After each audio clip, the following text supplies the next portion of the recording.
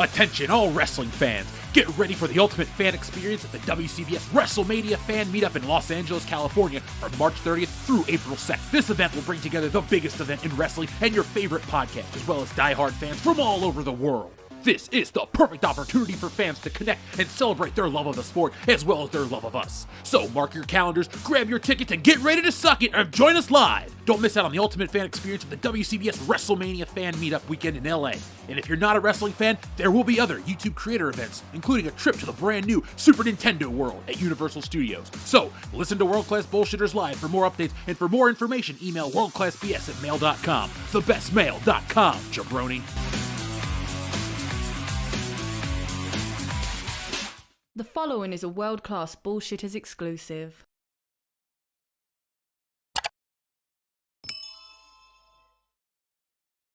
What is cause and effect? Cause and effect describes a relationship between actions and events in which at least one action or event is a direct result of the others. There's tons of examples of this. If you forget to plug in your phone, then your phone dies. If you forget to put away your milk rots. But here's my personal favorite. If you're Disney and you produce bad content, the Disney merchandise does not sell. It was once unfathomable that the House of Mouse could ever find itself in such a terrible predicament, but in 2023, people are taking bets on how long Disney will last. Times have changed, and so has Disney. Over the last few years, there has been a shift in entertainment. There's been a noticeable amount of politics infused into the content. It falls into the identity politics category.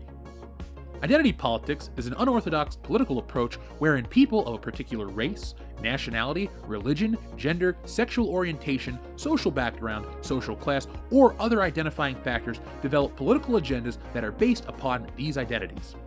A word that is commonly used to replace identity politics is woke. Woke has a varied and storied past, but the term increasingly came to be identified with members of the millennial generation. In May of 2016, MTV News identified woke as being among the 10 words teenagers should know. The American Dialect Society voted woke the slang word of the year 2017. In the same year, the term was included as an entry in Oxford English Dictionary. By 2019, the term woke was increasingly being used in an ironic sense, as reflected in the books Woke by comedian Andrew Doyle and Anti-Woke by columnist Brendan O'Neill. By 2022, usage of the term had spread beyond the United States, attracting criticism by right-wing political figures in Europe. By 2019, opponents of progressive social movements were also using the term mockingly or sarcastically, implying that wokeness was an insincere form of performative activism. That last definition is the one we have the biggest issue with because the insincerity has spread to our entertainment. Disney is one of the biggest producers of entertainment on the planet. Their output far surpasses that of any other production company. Over the course of the last decade or so, Disney started down a path that seemed globally conscious, progressively focused, and too big to fail, but alas, it did. We wouldn't be making the video if it went the other way, would we? Disney is in so much financial trouble that they have to announce cutbacks of their Marvel content. Meanwhile, over 2,300 Walt Disney employees have signed a petition calling on CEO Bob Iger to revoke his order for employees to return to the office. Employees argue that the company's hybrid work-from-home model is working well and they want to continue. These battles follow a series of failed leadership decisions at Disney, resulting in a loss of revenue. These decisions have been attributed to Disney's attempts to appeal to a woke audience. The cutbacks are part of Disney's broader strategy to save money, but fails to address the decline in quality of storytelling and a loss of enthusiasm among longtime Star Wars and Marvel Comics fans. Now the company has decided it's time to pump the brakes on the abundance of their biggest IPs. After years of Marvel and Star Wars movies, shows inundating screens big and small, Disney is putting the brakes on the output of some of the biggest franchises and brands following Bob Iger's February 8th comments that the company needs to be better at curating franchise content that's extraordinarily expensive, Iger added. We want the quality on screen, but we have to look at what they cost us. There's going to be a level of rigor on Marvel and across the entire company, one company insider says. Numbers matter now, and costs are going to be outlined and enforced. Previously, Marvel president Kevin Feige greenlit 5 new Marvel shows for 2023. What If? Loki Season 2, Ironheart, Agatha Coven of Chaos, but according to The Hollywood Reporter, the only surefire projects for 2023 are Loki Season 2 as well as Secret Invasion starring Samuel L. Jackson. Disney's attempt to appeal to a woke audience has also led to the company's failure to acknowledge its existence of these other problems. For example, while Disney claims to promote diversity and inclusion, the company has faced criticism for underpaying and mistreating its employees, particularly its Black and Latino employees. The company's failures to address these issues has caused growing discontent among its workforce, and the petition is just the latest sign of this. In addition to this, employees are frustrated with the company's unwillingness to accommodate a hybrid work arrangement, which has become increasingly popular since the pandemic. But the problems at Disney are indicative of a wider trend in the entertainment industry, where companies are increasingly seeking to appeal to a more socially conscious audience but are struggling to find a way to make it profitable. The only quantifiable results have been a decline in quality of storytelling, a loss of creative control over franchises, and growing discontent among employees and fans. As John Nolte notes, during Marvel's 2021-2022 Phase 4, the company released a whopping 18 combined streaming shows, theatrical films, and specials. The result? The Disney stock took a massive nosedive, the CEO was fired and replaced by his predecessor, 7,000 Disney employees were laid off, and Disney Plus only added 200,000 US subscribers during the last quarter, but suffered a net loss of 2.4 million subscribers worldwide. But none of that compares to the brand damage. No one trusts Star Wars and Marvel will deliver anymore. Once that trust is gone, it's almost impossible to earn it back. The latest phase of Marvel movies is making money, but nothing like before, and there's no excitement around them. Unlike during the Robert Downey Jr. decade, as a film franchise, Star Wars is doornail out dead.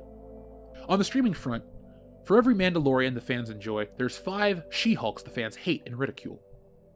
The problem for Disney is they seem to be oblivious or intentionally blind to the real problems with their content. It isn't that it's too much, it's that it's too loaded with identity politics. Disney believes Lightyear and Strange Worlds both bombed due to confusion in the marketplace from families who were trained during the pandemic to just wait for animated features to end up on Disney+. In other words, Disney has learned nothing. I wanted to set the stage because this just isn't a problem online. It affects the retail space. Over the last few years, as Disney has pushed this kind of content, they've also pushed an extreme amount of merchandise. Since 2017, World Class Bullshitters has been documenting the falling sales behind some of Disney's biggest brands. We chronicled the mountains of unsold Star Wars toys at retail, and we've seen Marvel become synonymous with bargain outlets. Their merchandise does not sell as well as it used to. It's pretty shocking too, because you can't hide the sheer amount of unsold merchandise by deleting a tweet. No, these physical things take up a lot of space. This is beyond Star Wars toys. All of Disney's brands are failing to sell at retail. In the beginning, I knew why it was, but people wanted to push back. Now, 5 years later, Disney is in trouble and their merchandise rots on shelves. You know, I think it's time to head out into that retail space and see how well Disney is doing. Folks in the back, hit the music. So here we are at my local Target where Wakanda is forever. Forever on store shelves, that is, because look at it. We have an end cap. This is just the beginning of the Wakanda Forever section. So as you can see, it's on clearance for 15% off. But don't worry, folks, there's plenty of the merchandise on the shelves because nobody cares about these characters. As we talked about earlier in the video, you know why? Also, they're the second-rate characters. If this was Iron Man, the Black Panther, and the real Submariner, this would have sold a lot better. But that's Namor, and I don't know what the hell they did with the character. Speaking of, I don't know what the hell these dolls are about. Nobody bought a single one. They didn't buy the shampoo bottles. They didn't buy the deluxe pack with the shampoo bottle and all the click-on accessories. Disney, folks want Iron Man, not Ironheart. What is Ironheart? Who is Ironheart? Fuck, I'll pull my best Drax impression. Why is Ironheart so overly produced? Well, we're finding out right now through these articles. There's just a lot of Wakanda Forever stuff. Now, these are kind of cool. Black Panther claws. Some cosplay. It's terrible that Chadwick Boseman passed away, and well, they just can't sell the character anymore, and I don't think they should be able to. This movie didn't do this right. And as you can see, there's lots of these Shuris and Namors. They just suck. Hell, even the Legos aren't moving. And it's just Lego, folks. Lego.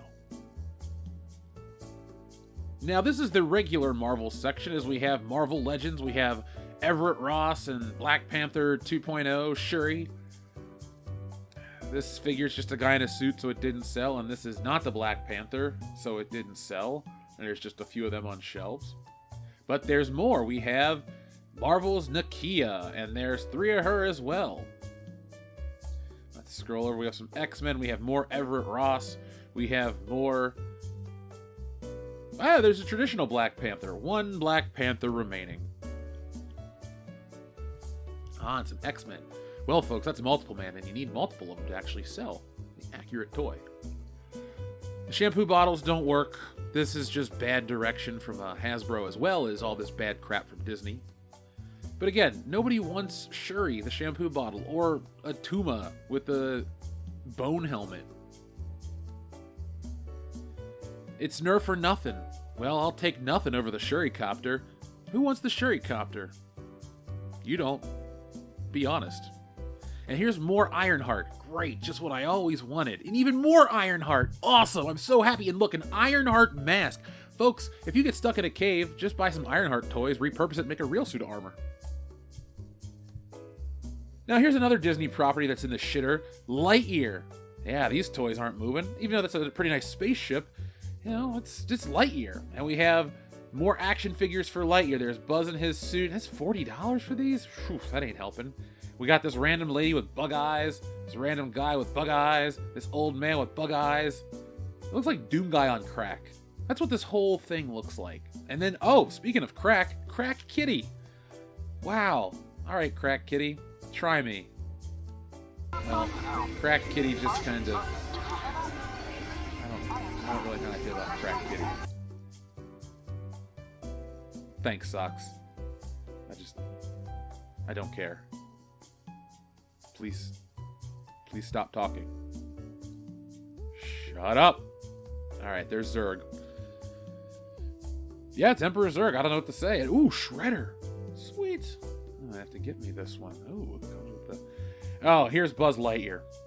And he makes noise. No matter what. Oh, a lightsaber. I wonder how that's gonna sell. Do you think the owners of Lightyear can get sued by the owners of Star Wars? Go back to the ship! That's a joke. Okay, here goes. Oh, thank God, that's over. Wow, if you didn't like your regular Buzz Lightyear, how would you like this Buzz Lightyear with firing missile? Or Crack Doom Guy? $15 each. And that little lightsaber that Buzz comes with. Like, they didn't even have one unified Buzz Lightyear figure. You got like 4 different ones. I know they're trying to make money, but they all suck. Ooh, that doesn't suck, though. No, I'm working. Walking away. There's really nothing of value anymore from Disney. There's another little end cap of Lightyear figures. Great. There's a little tiny Crack Kitty to go with Buzz Lightyear in a jumpsuit. Now, this wouldn't be a World Class Bullshitters toy video without a stop at the Star Wars section. And let's see what Star Wars toys look like today. Ah, look, it's Reva from Obi-Wan. Everybody loves the third sister, right? Well, she's readily available here at Target. So is Lando. And there's more Revas back there. There are 3 more Revas back there. Let's just put all the Revas on one peg so everyone knows, you know what, let's just face them up so everyone can find Reva. She deserves to have all of her figures out front. We don't need to cover that up. There's a lot of troopers, a lot of these guys. That's what you want. You want a troop build with these toys, and you only need 1 Queel. What a good character. Speaking of characters people like, Baby Yoda. Plenty of Baby Yoda dolls. With the show about to ramp up in a few weeks, you know these things are going to fly off shelves. They've been sitting here for a while, but that's what Disney's hoping. Come on, Baby Yoda dolls, sell. Yeah, the Book of Boba Fett is not an easy sell, and, well, I'm not interested. I think it's time to go. The real story is always retail. People buy merchandise based on characters they like. Disney has spent the better part of a decade producing content people aren't connecting with, and few people it does connect with aren't buying the merchandise. It goes beyond that. Marvel movies still bring in hundreds of millions of dollars, much less than before, but Black Panther Wakanda Forever is sitting at $800+ million. How? Because of the name Black Panther is in the title, so it looks like a win, but these new characters mean nothing to the audience. They made the Submariner into something he's not supposed to be, ruining great potential. Shuri doesn't appeal to anyone. Ironheart's a dud. Her show is delayed. Will those toys sell before her show comes out? No, but you already knew that. We have mountains of Shang-Chi, Eternals, Black Widow, and more, all at discount retail. They sat at Target and Walmart, not selling, only to end up there. Lightyear reached clearance while the movie was still out in theaters. All of these factors make the Disney brand look incredibly weak. This is the effect of their bad decisions. So folks, what do you think about all of this? 3 questions for today. 1, what is the best Marvel movie of the last 2 years? 2, what is the worst Marvel movie of the last 2 years? And 3, what do you think the future of Disney IP is? I don't think it looks as bright as people thought. It looks like Warner Brothers is going to make the big change. They're getting Harry Potter back, Lord of the Rings, a new Mortal Kombat. One of those three things is interesting to me. I won't tell you which, but if you listen to our show, you definitely know. So there's a big scramble for IPs these days, and Disney owns a lot, but they've run them into the ground. Pre-pandemic, they had the biggest. Then they bought Fox. They had even more, but somehow, some way, they ruined it. And now they're scrambling. If a giant falls and no one's around to see it, did it actually happen? Well, in the case of Disney, yes it did, because we all see it and we all feel it. The future is going to be interesting for Disney, and I cannot wait. So folks, thank you for watching. Hit the thumbs up button on the way out if you enjoyed this video. It's not for my ego, it's to let YouTube know you enjoyed this content, and it helps us grow a lot quicker.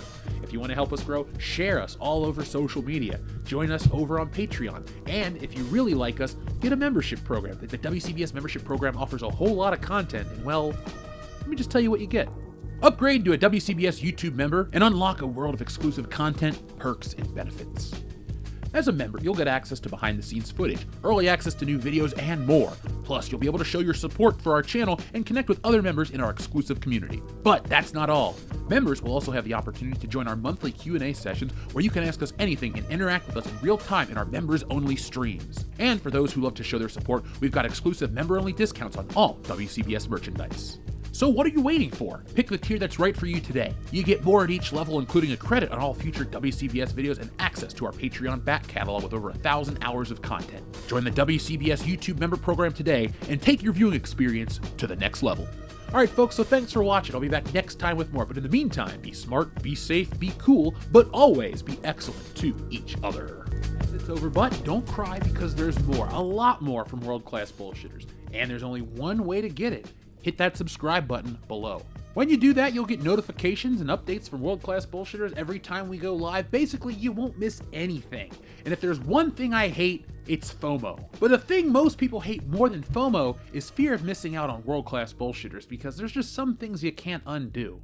So folks, do yourselves a favor and never miss anything from World Class Bullshitters. One last thing before you go, hit the thumbs up button. Not for our egos, no, they're big enough as this, but it does help us fight the algorithm here, and, well, it's man versus machine, and that's the real fight.